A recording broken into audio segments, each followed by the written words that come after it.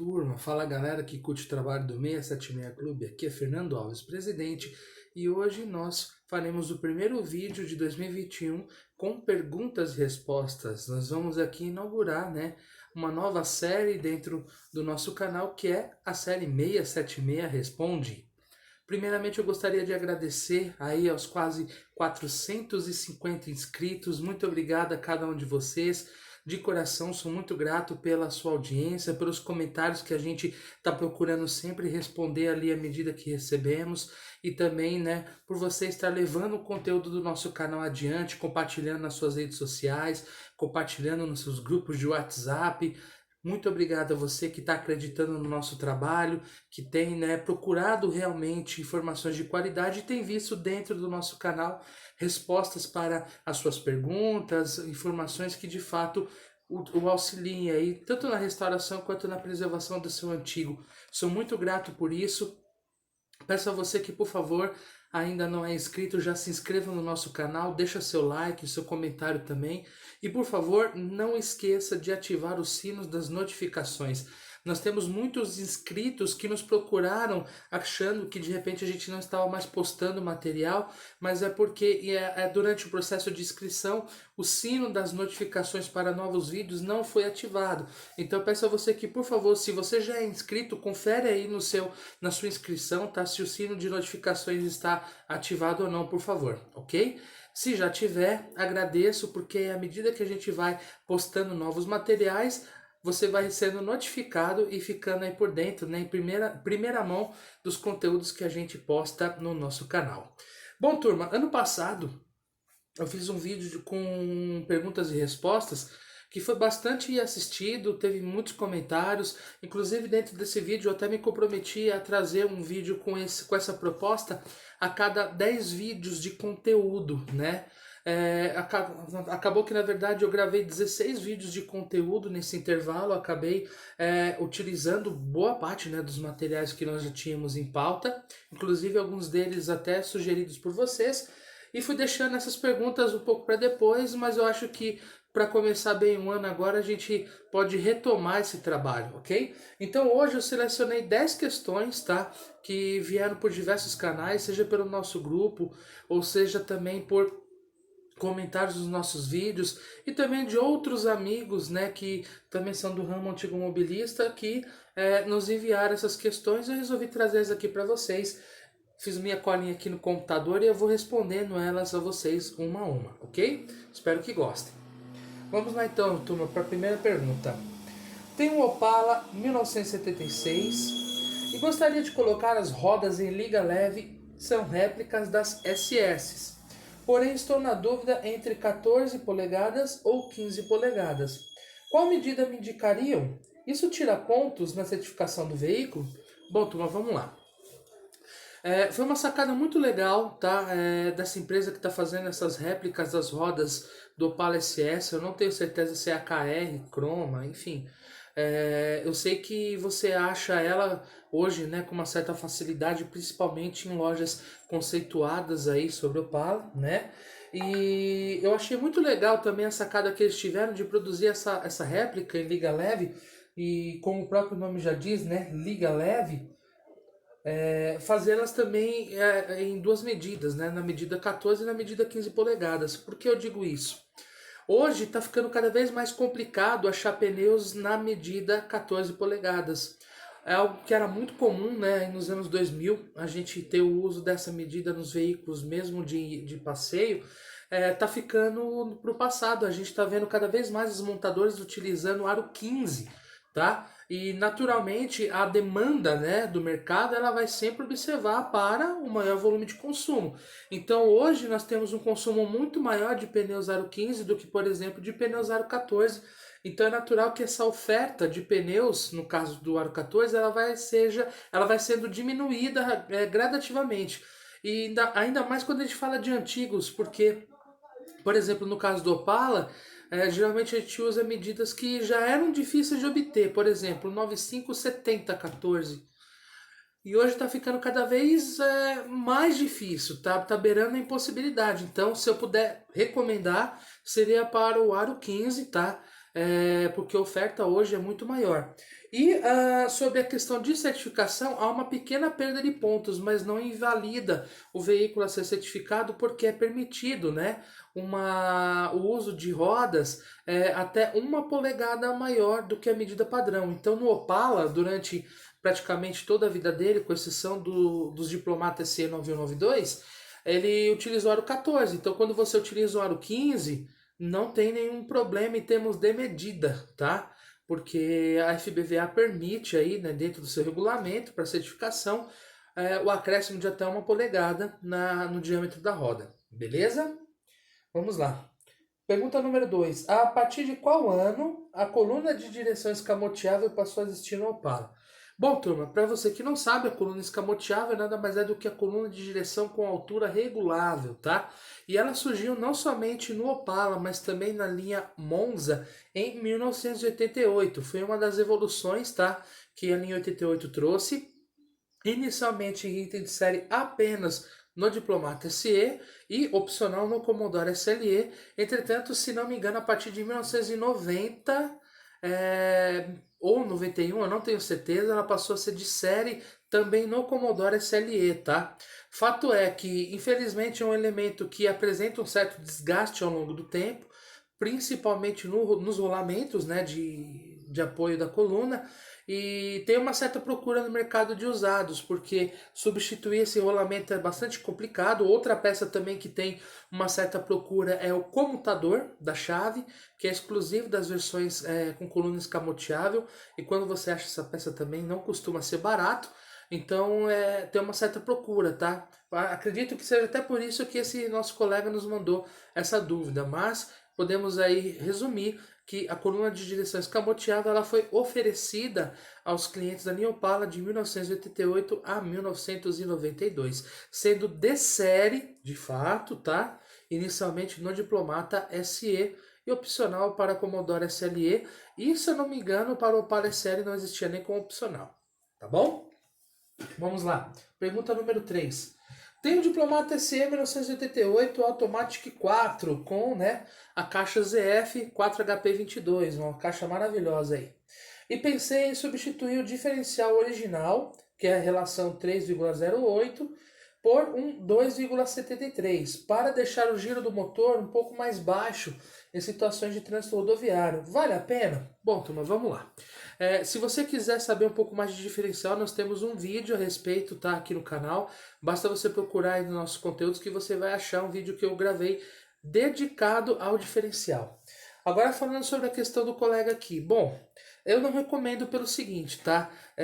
Quando o projeto, né, do veículo, aliás, reformulando a minha colocação, quando na fase de projeto o engenheiro calcula as relações de marcha e de diferencial, ele calcula de forma ao veículo ter o melhor compromisso entre arrancada, no caso, né, arranque, velocidade de cruzeiro, rotação do motor e economia de combustível.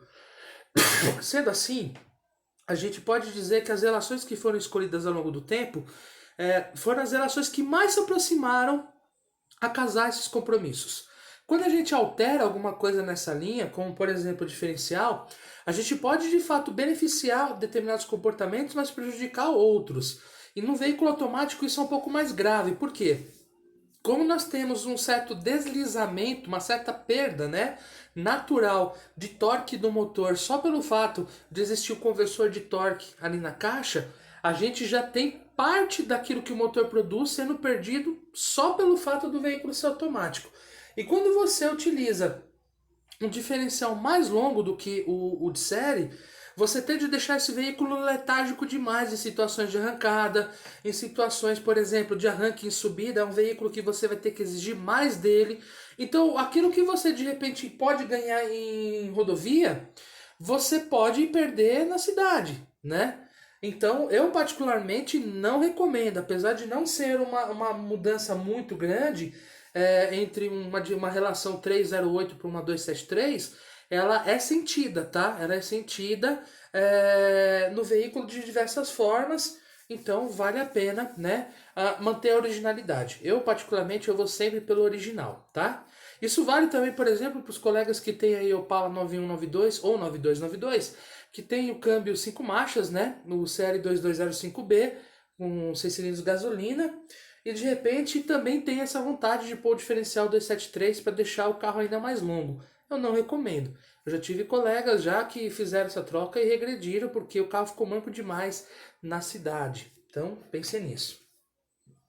Pergunta número 4.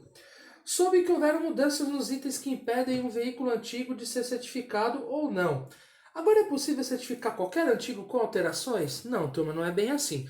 Houve uma flexibilização, tá? Porém, ainda há impeditivos. Eu vou citar um exemplo de algo no passado que era impeditivo e hoje não é mais, embora retira pontos do carro, ok? Que é, por exemplo, a cor do motor. No passado, o motor precisava estar rigorosamente na cor original para aquele ano modelo, e hoje isso se flexibilizou, né? Você tira pontos da avaliação do carro, mas você não deixa, né, de elegê-la uma certificação, beleza? Ao menos que na avaliação os outros itens do carro não estejam bons o suficiente para você atingir pelo menos 80 pontos, que é o mínimo que o veículo precisa atingir durante a avaliação feita pelo clube.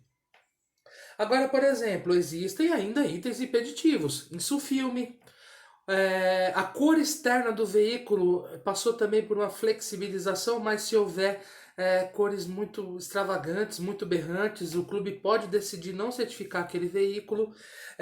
Alteração de rodas e suspensão.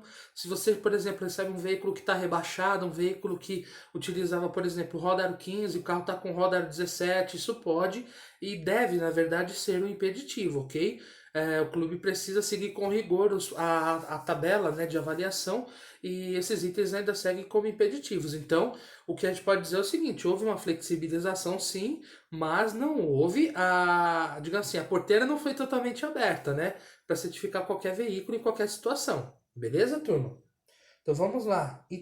Pergunta número 5. Veículos neocolecionáveis que atingiram 30 anos de idade, como Cadete, Gol, Monza, Uno, etc., podem ser certificados? Podem, turma. Pode sim. Por quê? Qual que é a premissa para a certificação de um veículo? Primeiro, ter pelo menos 30 anos de fabricação.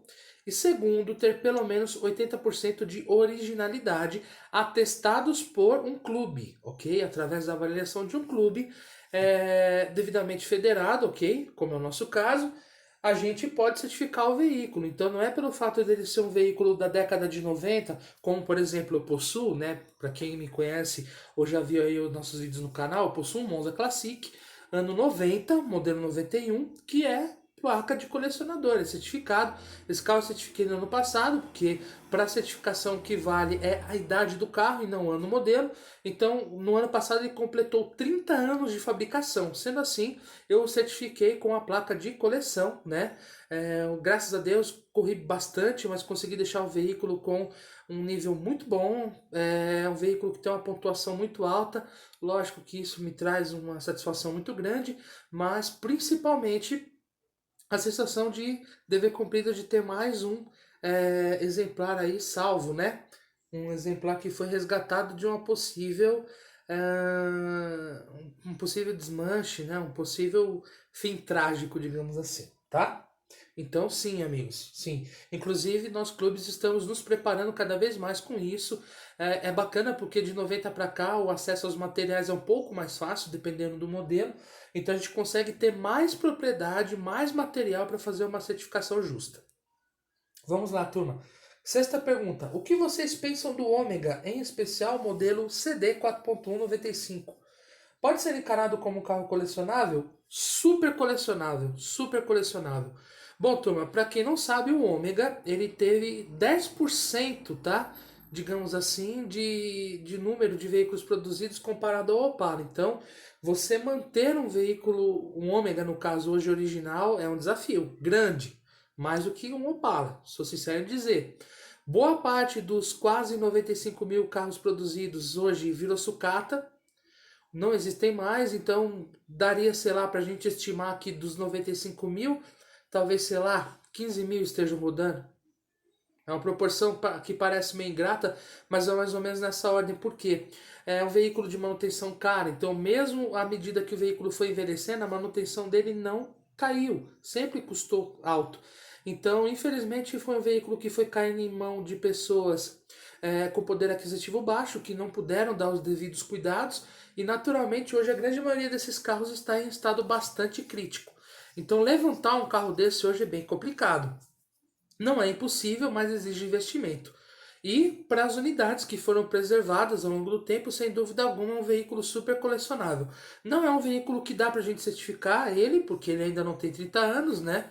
A gente pode começar a certificar os primeiros Ômega aí a partir do ano que vem, que foram as primeiras unidades produzidas em 92, mas já como modelo 93, ok? Porém, é um veículo que dá para você adquirir, guardar, curtir ele muito e na hora certa certificar. Beleza? Vamos lá, turma. Pergunta número 7. Possui uma picape antiga. Ela é passível de certificação ou este benefício existe apenas para veículos de passeio? Bom, gente, a certificação para veículo antigo, ela existe para qualquer veículo automotor, tá? De terrestre. Ou seja, nós podemos certificar caminhões, ônibus, trailers, veículos militares, picapes, automóveis de passeio e motocicletas. Contanto que o clube tenha material, que o clube tenha pessoas capacitadas para fazer uma avaliação justa. Nós do 676 Clube, nós somos especializados, principalmente nos veículos da linha Chevrolet, em veículos de passeio, mas também temos membros, tá, que são colecionadores de motocicletas. Inclusive já certificamos motocicletas pelo nosso clube, então a gente conta com a ajuda desses parceiros para fazer avaliações das motos. E também temos pessoas que, né, têm um conhecimento, uma bagagem com picapes. Então nós também conseguimos trabalhar com uma base de dados legal, principalmente para as picapes da linha Chevrolet, no caso a linha D10, C10, né, enfim. Então é possível sim, tá, turma, a certificação desses veículos. Ela não é exclusiva só para veículos de passeio. Oitava pergunta. Qual foi o ano de maior produção da linha Opala? Opa, para isso nós temos base de dados, temos aqui nosso livro, tá? Eu já digo para vocês, só para dar um número exato, eu sei qual que é o ano de cabeça, mas só para dar um número exato para vocês. Vamos lá, turma. Ó, o ano de maior produção do Opala foi 1980, tá? Com 76.915 unidades comercializadas. Aqui, inclusive, nessa tabela, que eu vou tentar focar aqui um pouquinho, a gente consegue ver exatamente quais as versões que é. Aliás, o número de vendas por versão do carro. Então a gente também pode dizer aqui, ó, que a versão mais vendida de 1976, por incrível que pareça, foi a Caravan Standard a gasolina, com 19.876 unidades, seguidos do Opala Standard a gasolina, com 18.349 unidades. Beleza? Então, maior ano de produção da linha Opala, 1980. Nona pergunta. Um veículo restaurado possui o mesmo valor de um veículo sem restauro com marcas do tempo? Vamos lá, turma. Essa pergunta ela é polêmica, tá? Porque divide opiniões, mas vamos falar de uma maneira geral. Um veículo original, ele sempre vai ter um maior preço do que um veículo restaurado.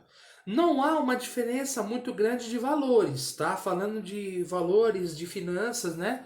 De tutor, digamos assim, não tem tanta diferença, principalmente se a restauração for feita com qualidade. Agora, se você tem um carro que foi restaurado ali nível 5, nível 6, ele sempre vai valer muito menos do que qualquer outro carro, principalmente original. Mas vamos falar de uma maneira geral. Se você tem um veículo que está com a pintura original, tem talvez alguma outra marca que, né, a gente chama dentro do meio automobilista de pátina, né? Pátina do tempo, ele vai ser muito mais valorizado e muito mais, digamos assim, procurado, por que não dizer, numa situação de venda do que um veículo restaurado. Então, se porventura o seu carro se enquadra nesse quesito, é um veículo que não possui podres, é um veículo que está íntegro, tem uma pintura ainda ali original, mesmo que com um ou outro desgaste, eu recomendo sempre que o veículo seja mantido dessa forma. Eu sei que muitas vezes o cara tá com aquela vontade de restaurar, de ver a pintura 100%, sem um risquinho, sem um detalhe, mas de verdade, gente, eu não recomendo. Se o veículo estiver, né, na sua condição original, com uma conservação bacana, impecável, recomendo que não se mexa, tá bom? E a 10ª e última pergunta do nosso vídeo de hoje. A saída da Ford do Brasil prejudica o mercado antigomobilista?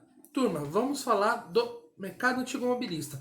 Não vou entrar na esfera dos veículos atuais, porque já tem trocentos vídeos aí para você assistir, né, dos nossos amigos formadores de opinião, então nesse mérito eu não vou entrar. Eu vou falar do âmbito antigomobilista. Eu posso dizer que ele é até positivo, por um lado, tá? Para o mercado antigomobilista. Porque quando a gente tem veículos de uma marca que não está mais naquele país, ele tende a valorizar mais ainda do que ele já possui ali de valor.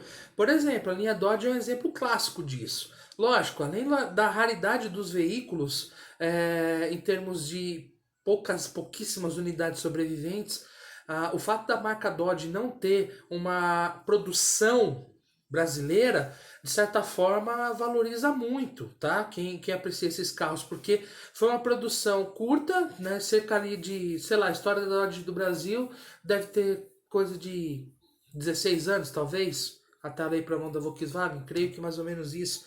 Então foi uma história curta. Então tenta imaginar se os veículos, né, os produtos dessa história não têm um valor grande, tem um valor altíssimo. E não vai ser diferente com quem possui Ford. Então se, por exemplo, hoje um colecionador tem um Galaxy, tem um Corcel, tem, sei lá, um Del Rey, cara, esse carro tende a ganhar mais valor, porque a marca não produz mais no Brasil. Para quem não sabe, a Ford não está saindo completamente do Brasil, não está tirando as suas atividades do Brasil. Não, ela está deixando de produzir no Brasil, mas o mercado dela vai continuar com veículos importados, ok? Agora, o que eu imagino que pode sim impactar o meio antigo mobilista, no caso dos donos de Ford, preço de peça. Tá? Porque com uma marca fora do mercado, apesar da gente já viver um pouquinho disso hoje, sabemos hoje que os modelos antigos hoje já tem uma certa escassez de peças. Mas quando a marca deixa de produzir, essa escassez pode aumentar, porque o interesse das empresas de produzirem autopeças para marcas que não existem mais despenca. Então, naturalmente, a gente pode ter uma oferta muito menor do que a procura e, naturalmente, isso faz com que os preços se elevem. Bom, turma, esse foi o vídeo de hoje. Se você tiver perguntas, tiver qualquer tipo de observação sobre o que a gente comentou hoje, deixa nos seus comentários. Não esqueça de nos seguir nas nossas redes sociais, facebook.com/676clube, Instagram, @676clube, ou no nosso e-mail, 676clube@gmail.com. Muito obrigado pela sua audiência, fiquem com Deus e até o próximo final de semana com mais vídeos do seu canal 676 Clube. Um grande abraço!